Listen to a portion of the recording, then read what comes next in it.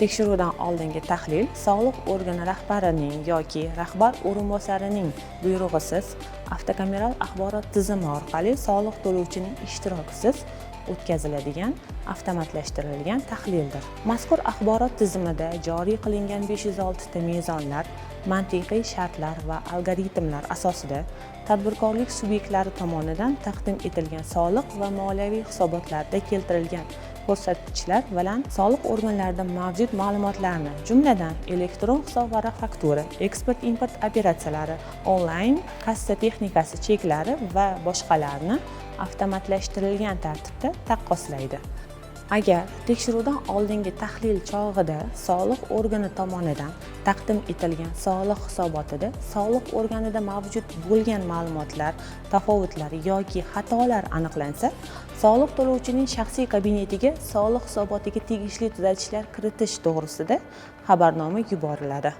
Xabarnomada qayd etilgan tafovut summasining batafsil hisoblash tartibini ko'rish uchun ushbu xabarnomaning pastki qismida tafovutning hisoblanish tartibi formulasi tugmasini bosish orqali yoki myutsoliq.uz portalidagi barcha xizmatlar bandidan tafovutlarning kelib chiqish formulasi ko'rib olishlari mumkin.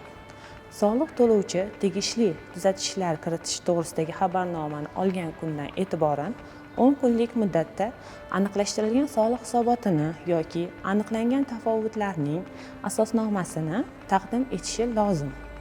Ushbu holat bo'yicha aniqlashtirilgan soliq hisoboti yoki aniqlangan tafovutlar asosnomasini soliq to'lovchi tomonidan taqdim etilganda va tafovutlar bartaraf etilganda tekshiruvdan oldingi tahlil yakunlangan deb hisoblanadi.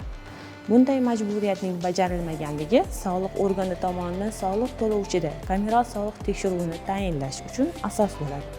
Shu bilan birga, ushbu jarayonda soliq to'lovchilarning bank hisobvaraqlarini vaqtinchalik to'xtatish choralari qo'llanilmaydi.